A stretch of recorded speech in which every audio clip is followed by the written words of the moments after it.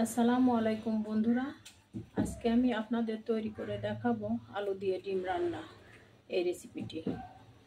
এর জন্য প্রথমে আমি নিয়ে নিচ্ছি হাফ চামচ লবণ, হাফ চামচ শুকনো লঙ্কার গুঁড়া, হাফ চামচ জিরার গুঁড়া, হাফ চামচ আদা বাটা, হাফ চামচ রসুন বাটা, হাফ চামচ গরম মশলার গুঁড়া, 2 টুকরা দারচিনি, একটা তেজপাতা ছিঁড়ে নিয়েছি, 7 ডিম সিদ্ধ করে নিয়েছি।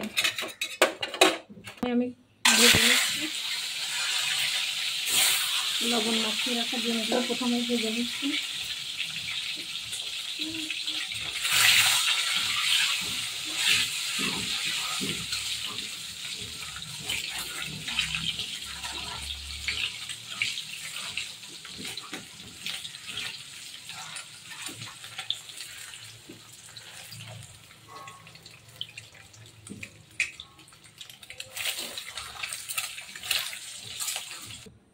ডিমগুলো ভেজে নিয়েছি। এই পর্যায়ে ওই তেলের মধ্যেই আমি পেঁয়াজটা দিয়ে দিচ্ছি।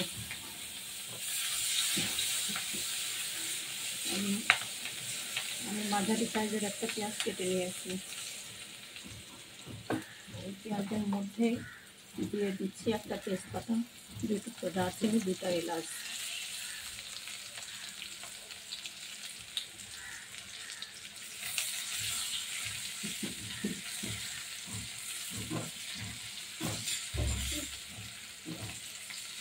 পেঁয়াজটা ভাজা হয়ে গেছে।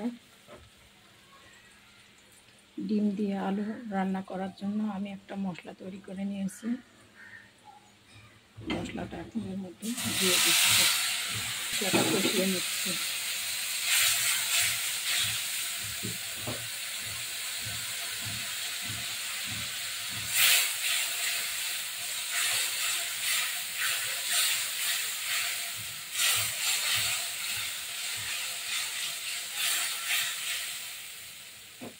মশলার তেলটা দেখুন উঠে আসছে।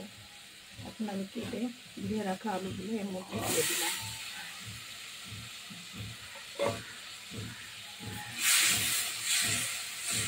কিছুক্ষণ কষিয়ে নেব।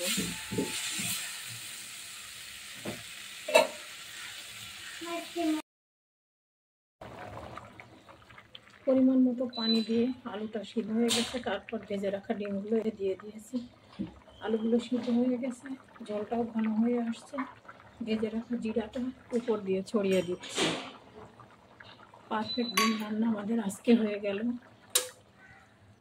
চ্যানেলটিকে সাবস্ক্রাইব করবেন, লাইক করবেন, কমেন্ট করবেন, শেয়ার করবেন। আল্লাহ হাফেজ।